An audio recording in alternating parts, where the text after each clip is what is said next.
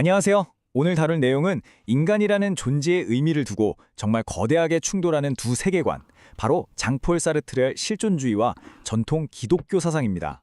완전히 다른 두 관점이 우리에게 뭘 말해주고 있는지 지금부터 한번 제대로 파헤쳐 보겠습니다. 나는 누구인가? 자유란 뭘까? 도덕은 대체 어디서 오는 걸까? 이런 질문들 정말 인류가 시작된 이래로 끊임없이 던져온 질문들이잖아요. 오늘 우리는 사르트르와 기독교라는 이 두 개의 렌즈를 통해서 이 근본적인 물음들에 대한 답을 함께 찾아가 보려고 합니다. 자, 첫 번째 주자입니다. 20세기 철학의 거인, 바로 장폴 사르트르죠. 그는 인간의 본성에 대해서 정말 급진적이면서도 또 한편으로는 굉장히 매력적인 관점을 제시했습니다. 사르트르 철학의 심장과도 같은 문장, 바로 이겁니다. 실존이 본질에 앞선다. 이게 대체 무슨 뜻일까요?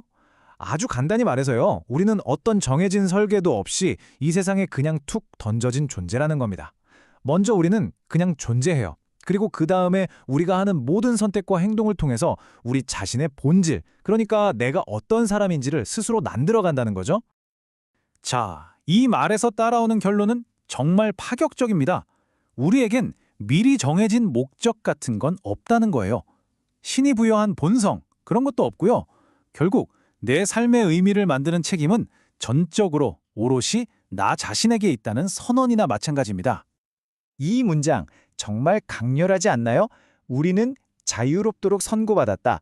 사르트르가 말하는 자유의 무게를 아주 잘 보여주는 말인데요. 여기서 자유는 우리가 선택할 수 있는 옵션이 아니에요. 이건 우리가 피할 수 없는 우리의 조건, 일종의 선고라는 겁니다. 우리는 선택하지 않을 자유가 없어요. 모든 순간 선택을 해야만 하는 그런 존재라는 거죠. 그런데 이렇게 자유가 무겁게 느껴지다 보니까 이걸 피하고 싶을 때도 있겠죠? 사르트르는 바로 이럴 때에 나타나는 책임 회피의 태도를 자기기만이라고 불렀습니다.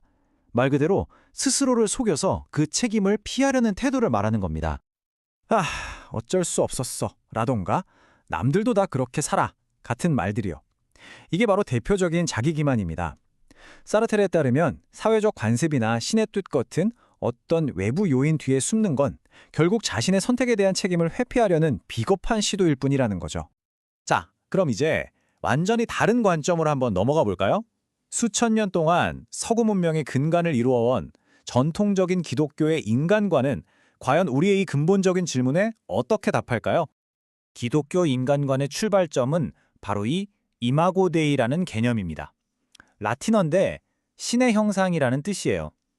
인간은 신의 모습을 본떠서 만들어진 아주 특별한 존재라는 선언이죠. 여기서 말하는 신의 형상이라는 게 외모를 뜻하는 건 당연히 아니고요. 바로 여기 나오는 것처럼 생각하는 능력인 이성, 그리고 선택하는 능력인 의지, 또 선과 악을 분별할 줄 아는 도덕적 판단 능력 같은 신적인 속성을 우리가 부여받았다는 의미입니다. 그러니까 핵심은 바로 이겁니다. 사르트르와 완전히 정반대죠. 기독교에서는 인간의 본질이나 목적이 우리가 막 만들어내야 하는 게 아니라 창조주로부터 이미 주어진 선물이라고 보는 겁니다. 자유에 대한 이해도 이렇게나 다릅니다. 사르트르한테 자유가 어떤 정해진 길 없이 무엇이든 선택할 수 있는 상태라면 기독교에서 말하는 자유는 주어진 목적 안에서 올바른 길, 즉 선을 선택할 수 있는 능력에 훨씬 가깝습니다. 그럼 이제 두 세계관을 나란히 놓고 한번 본격적으로 비교를 해보겠습니다. 인간의 본질, 목적, 그리고 정체성에 대해서 각각 어떻게 다르게 생각하는지 아주 명확하게 드러날 겁니다. 이 표가 사실상 모든 걸 요약해 주는데요. 보세요. 사르트르에게 본질, 목적, 정체성은 전부 다 스스로 만드는 것입니다.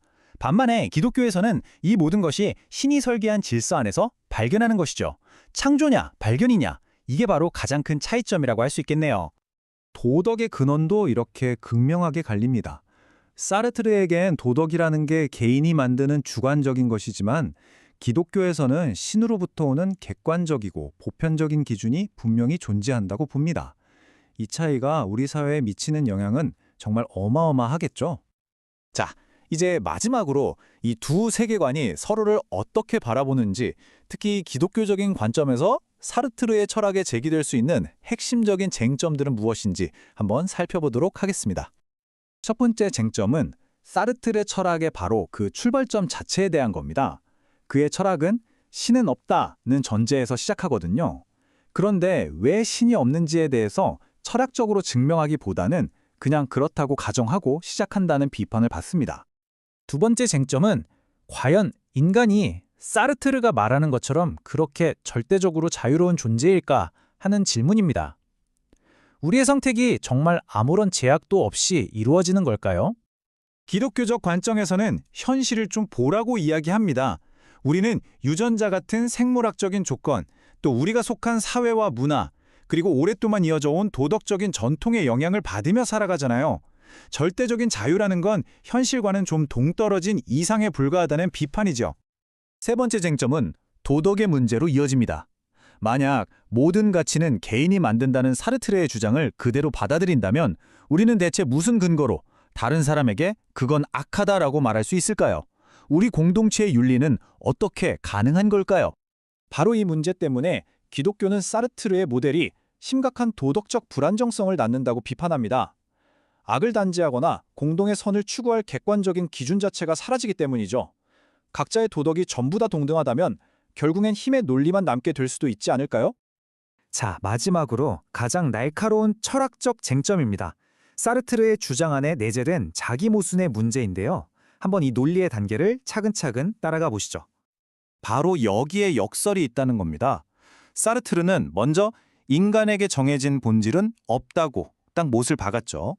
그런데 동시에 인간을 자유롭도록 선고받은 존재라고 정의합니다. 그럼 결국 자유롭다는 것 자체가 인간의 새로운 본질이 되어버리는 거 아닌가요? 본질이 없다고 해놓고 자유라는 본질을 다시 부여한 셈이니 이거야말로 자기 모순이라는 아주 날카로운 비판입니다. 오늘 우리는 인간을 이해하는 두 개의 거대한 시각을 탐험해봤습니다. 모든 것을 스스로 창조해야 하는 고독한 예술가로서의 인간, 그리고 거대한 목적 속에서 자신의 자리를 발견해 나가는 존재로서의 인간.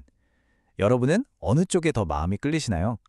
이 질문을 마지막으로 남기면서 오늘 분석을 마치겠습니다.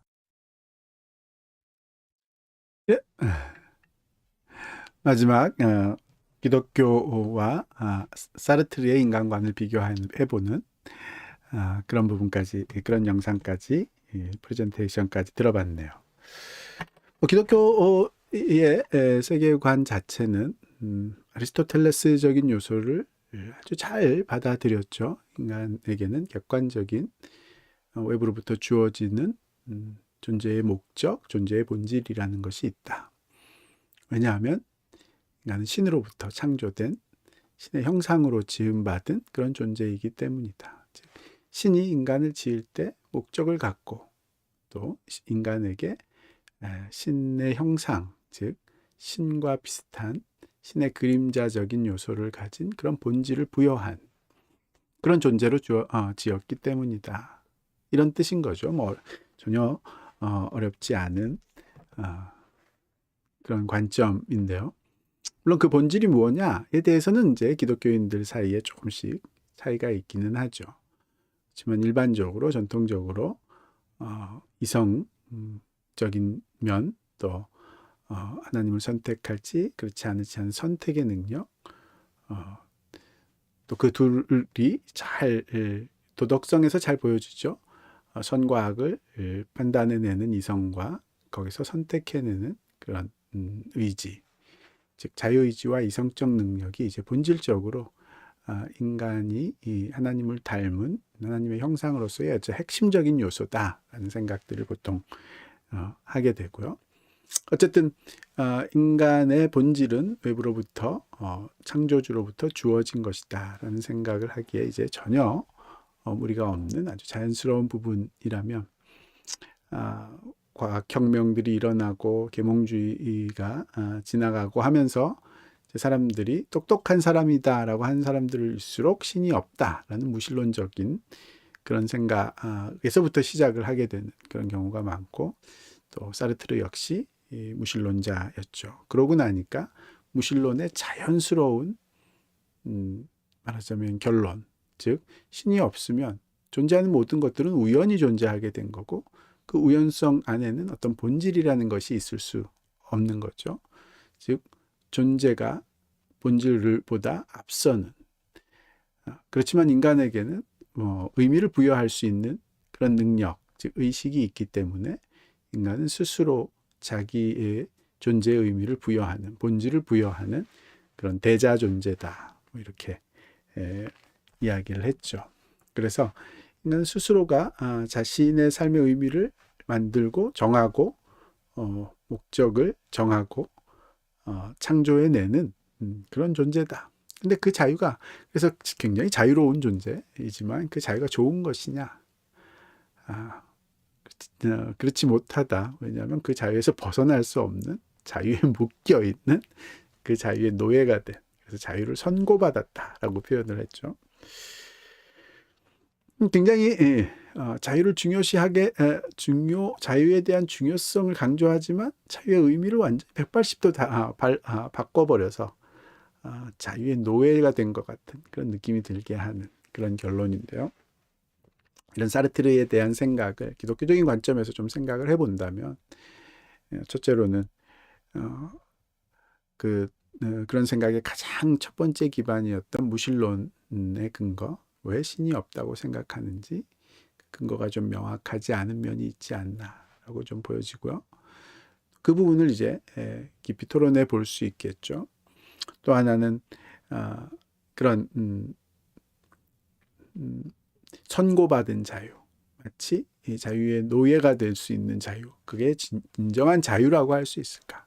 오히려 말장난에 불과한 자유라고 이름을 붙였지만 자유가 아닌 그런 거가 아니냐라고 생각이 들고요. 또 그런 자기가 스스로 부여한 가치, 의미, 그것이 진정한 가치와 의미가 될 수 있느냐. 이 문제도 아주 중요한 문제이겠죠.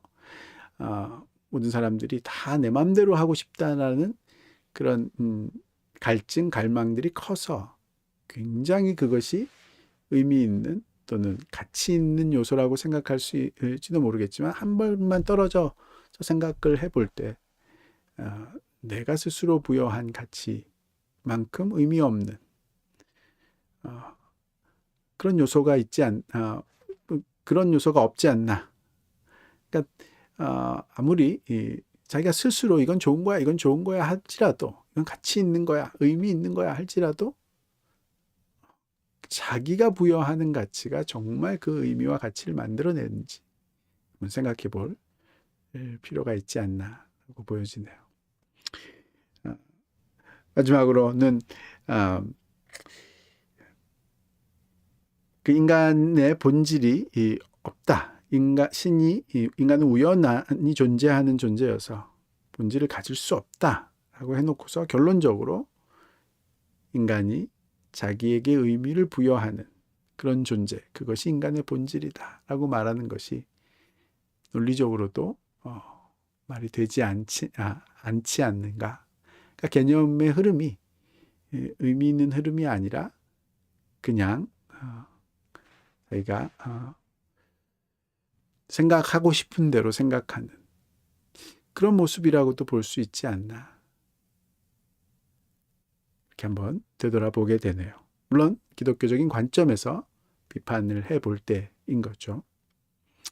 여기까지 사르트르의 인간에 대한 관점들을 전통적인 기독교적인 관점에서 비교해보고 또 평가해보는 그런 프레젠테이션 마지막으로 들어봤네요.